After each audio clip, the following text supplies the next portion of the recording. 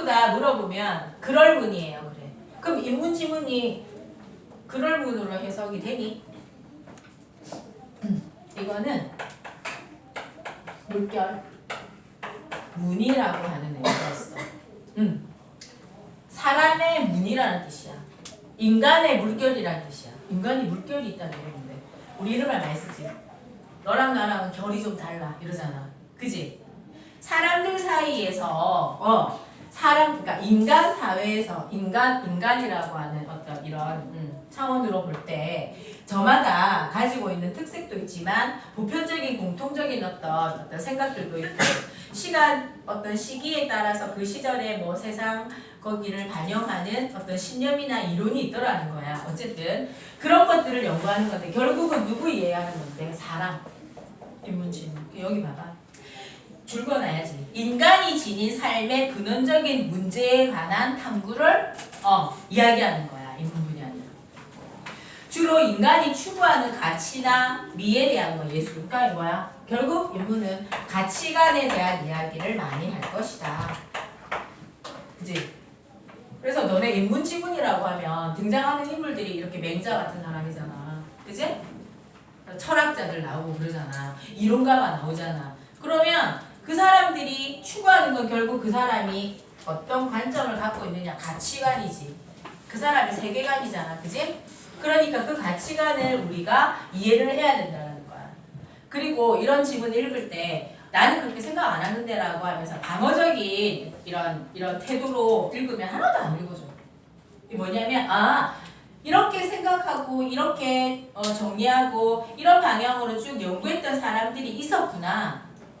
그런데 나는 그게 좀 이렇게 바로 한 번만에 즉각적으로 딱 이해가 안 되고 또는 고고하는 느낌이 드는 거. 왜 그럴까? 그건 그러니까 문제라는 뜻이 아니라 자기가 풀어나가야 될, 자기 삶에서 풀어나가야 될 자기의 질문이지 이 사람의 이론, 신념이나 그 사람이 말하려고 하는 가치관에 대해서 제대로 모르고 말을 하면 안 되니까 우리는 내용을 확실하게 이해를 해야 된다는 거야. 맹자 자주 나오니까 맹자의 성선설에 어떤 이 사람의 이야기를 정리해 놓은 부분의 한 부분을 가져다가 이 사람이 지금 이야기하는 거야. 이 부분이 있는 거거든. 그래서 115쪽 봐봐. 이 글은 설명문인데 설명의 방식이 어떤 건데? 대조적인 개념을 제시하여 대조적인 개념이 뭐였는데? 큰 몸과 작은 몸이었잖아. 그걸 제시하여 마음에 관한 맹자의 견해를 이야기하고 있는 설명문이야.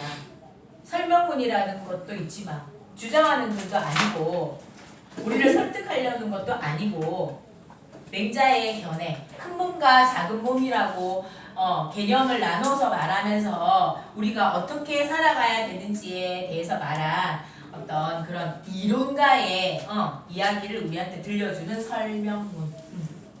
그래서 여기서 중요한 키워드는 뭐였더라? 마음에 대한 맹자의 견해를 설명하고 있는 글로 맹자에 따르면 마음은 몸의 욕구와 자신의 외부 상태에 영향을 받기도 하지만 동시에 선한 본성에 근거함으로써 몸과 자신의 외부에 영향을 미치며 자, 주제가 뭔데? 그러니까 주 키워드가 뭔데? 마음은이지. 마음에 동그라미 딱 쳐놔야지. 주어가 마음이었어. 맹자에 따르면 마음은 영향을 받기도 하지만 동시에 선한 본성에 근거함으로써 본성이 선하기 때문에 하고 같은 말이지. 몸과 자신의 외부에 영향을 미치며 그것을 이끌고 나갈 수 있다. 그래서 선한 뜻을 이끄는 나의 큰 몸 이렇게 나옵니다. 맹자는 마음을 큰 몸이라고 비유하고 감각기관을 작은 몸에 비유하고 큰 몸이 작은 몸을 이끌어 나가는 큰 사람이 되어야 한다고 말한다. 또한 마음이 제 역할을 다 해나가야 책임감 있는 존재가 될 수 있다고 함으로써 마음이 동요하지 않는 부동심의 수양을 강조하고 있다. 이랬잖아. 그지? 부동심이 뭐지? 흔들림이 없는 마음이잖아. 어떤 마음? 큰 마음. 그지? 부동심을 기르려면 수양의 방법으로 뭐가 있다고 했는데? 뭐가 있더라? 두 개가 있었잖아. 자, 오케이. 옆에 나오는 거. 지언과 양기라고 했잖아. 바로 옆에. 자, 지언과 양기가 뭔가 보자. 오른쪽부터 먼저 보자. 해봐. 지언이 뭔데? 지언. 양. 지 알지자의 말씀원자지. 쉽게 말하면 말귀를 알아들어야지.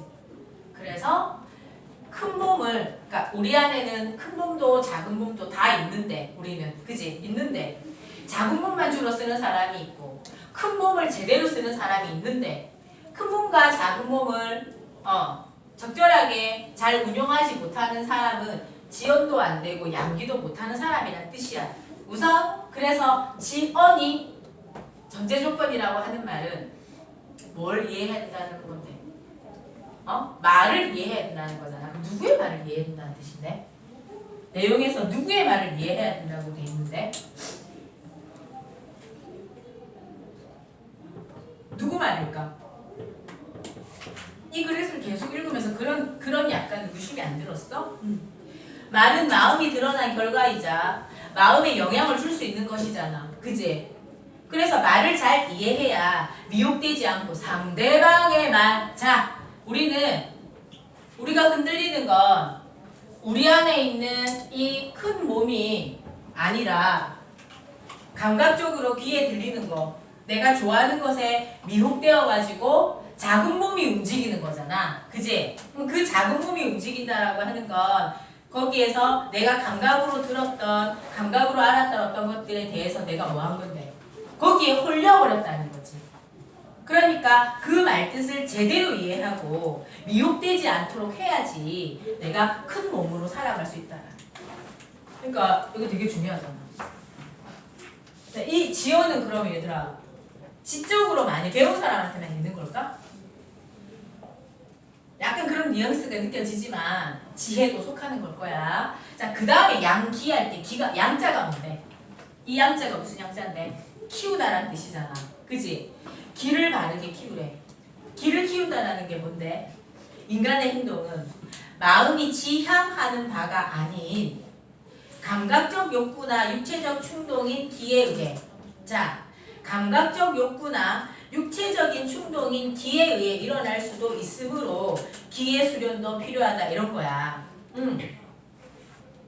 기를 키우라고 하는 이유는 기를 키워야만 된다 이 말이 아니라, 다시 말하면 기를 어떻게 해야 된다라는 건데, 기가 세야 된단 말이니 얘들아? 이거 아니다. 어떻게 하다?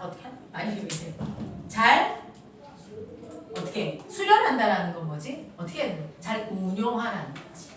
그죠? 그래서 이 말이 뜻하는 말을 그냥 우리가 일반적으로 막 쓰는 그런 말, 일반적이랄까 생각 없이 막 쓰는 말이 아닌 거야. 이게 한자어는. 그리고 이런 사람들이 한 말에는 깊은 뜻이 있기 때문에 곱씹어 봐야 돼. 고전이 그런 맛이잖아. 자, 다시. 지어는 알기자의 말씀원인데 말을 잘 이해해야 미혹되지 않고 부동심에 도달할 수 있다 이런 거거든. 그러니까 미혹되지 않으려면 잘 알아들어야 된다라는 거야. 잘 이해해야 된다라는 거야. 그러니까 무지하면 부동심을 유지할 수 없지. 그 다음 기는 뭐라고? 육체적인 충동에 의해서 생겨나는 거니까 그걸 잘 어떻게 해야 된다라고?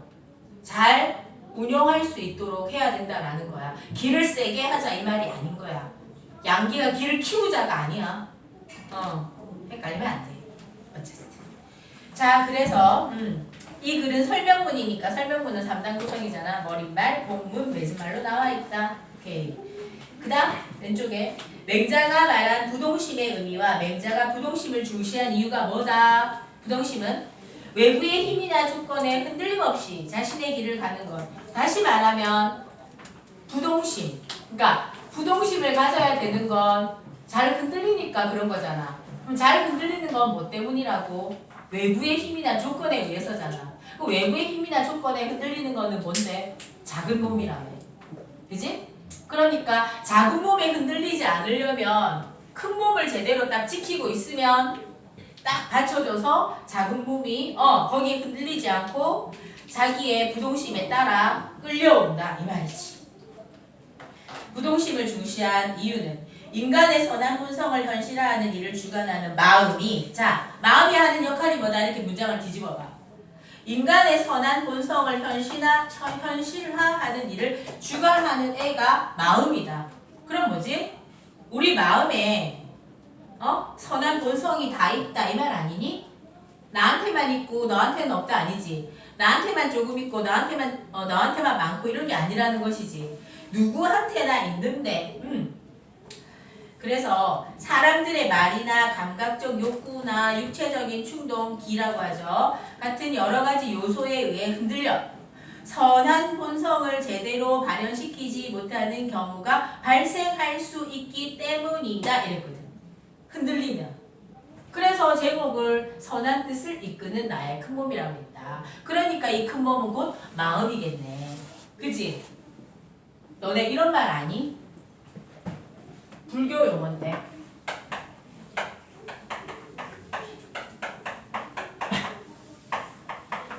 들어봤지? 공몽에도 나오고. 모든 것은 마음하기에 나름이다. 이런 한자성어도 알아둬야 될 거야. 저거 발전기 건들지 말고. 일체 유심조. 부동심을 중시한 이유 밑에다가 딱 적어놓으면 좋지 않을까?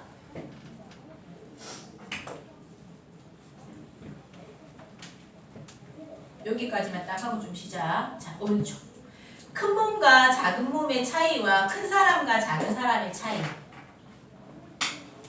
큰 사람한테는 큰 몸만 있고 작은 사람한테는 작은 몸만 있나 그 말이 아니라는 거. 큰 몸이 이꼴 마음이고 작은 몸이 이꼴 감각기관으로 볼 때 큰 몸은 하늘이 부여한 인간의 본성에 근거를 두니까 모두 다 갖고 있고 마음의 활동은 행위자 자신의 의지에 줄잡거나 행위자 자신의 의지에 따라 결과를 얻게 되어 있다라고 누가 생각한 거라고? 맹자쌤이. 이거 이렇게 생각 안 하는 쌤도 있어. 알겠지? 그러니까 우리 지금 맹자의 성선설을 제대로 이해해야 이 사람이 왜 이렇게 말을 하는지를 쫓아가야 안 헷갈린다 이거야. 나는 그렇게 생각 안 하는데 하지 마. 알겠지? 자 봐봐 다시. 마음의 활동은 행위자 자신의 의지에 따라 결과를 얻게 되어 있다. 그러니까 맹자쌤은 되게 무서운 거야. 지금 이 사람이 큰 사람으로 행동 안 하는 건 뭔데? 의지가 약해서 그래 하는 무서운 셈일 수도 있어. 막 힘들어서 졸려서 막 조는데 너 그렇게 졸리는 거 의지가 부족해서 그래 이렇게 말하는 셈이라고. 맹자쌤 좋아 안 좋아? 안 좋아? 그런 뜻이야. 그 다음 작은 몸은 감각기관인데 수동적이다. 얘들아 이 수동적이다는 자동 수동할 때 그 수동 아니지. 얘들아 자동 수동할 때 숫자는 한자어로 무슨 숫자인데? 손수겠지. 맞지? 자동이고 손으로 하고 수동이고 그지? 이때 수는 무슨 수일까? 알아맞혀봐. 응? 어떨 때 쓰는 걸까? 받아들이다, 수용하다 할 때 숫자야. 그러니까 수동적이라고 하는 건 뭔데? 옆에 적어놔. 피동이라고 적어놔. 당하는 쪽. 그럼 뭔데? 뭐가 안 되는 거? 어떻게 안 되는 거? 수동 옆에다가 피동이고 능동이 아닐 수 있다는 거야. 주체적이지 않을 수 있다는 거야. 전제가 뭔데? 외부의 자극이 주어지면 그러니까 부동심을 유지할 수 없지. 끌려가는 애. 작은 몸이 외부 대상을 향해 움직이는 활동. 봐봐라. 작은 몸이 큰 몸은 자기의 내면에 있는 걸 지키는 건데 마음을 지키는 건데 작은 몸은 외부 대상을 향해 움직여. 이게 무슨 말? 외부의 영향을 많이 받아 하고 똑같은 말 아니야. 그렇지? 무슨 말? 소리가 나면 보게 되는 거. 이게 작은 몸이잖아. 그치? 영향을 받잖아. 그 다음 즉 감각적 욕망의 충족 여부는 행위자가 전적으로 결정할 수 없다. 이 말을 알아들으라는 거야. 큰 몸, 마음은 우리 의지대로 되는데 그치? 감각적인 거는 의지대로 되지 않는다. 뭐가 떠오르니 얘들아? 어떤 게 떠오르니? 중독자, 담배, 마약 이런 중독자들 어때? 자기 스스로 못 끊지. 그 사람 큰 몸을 딱 단단하게 하지 못해서 작은 몸에 너무 흔들려 버린 거지. 맞아? 요렇게. 그래서 결국 뭐냐? 맹자는 큰 몸을 따르면 큰 사람이 되는 거고 작은 몸을 따르면 작은 사람이 돼. 그래서 큰 사람을 대인이라고 하고 작은 사람을 소인이라고 하는데, 자, 큰 사람은 하늘이 부여한 인간 본성에 근거를 두고 마음의 뜻을 그걸 그대로 따라서, 그 마음의 뜻이 뭔데? 선한 뜻이잖아. 맞지? 본성, 이 선한 뜻을 그대로 옳은 일을 행하는데 나아가는 사람이라면, 작은 사람은 마음의 뜻을 저버리고 감각기관이 외부 대상에 끌려가서 감각적 욕망의 충족만을 추구해. 추구하는데 이 사람은 충족이 돼, 안 돼? 안 돼. 충족도 안 되고 뭐도 안 돼. 절제도 안 돼. 그런 거라는 거지. 이 앞부분이 이야기 전체를 말하고 있고, 여러분이 학교에서 진도가 나간 거니까 이 정도 말은 이제 쉽게 와닿았을 거예요. 10분만 쉽시다. 전서시네.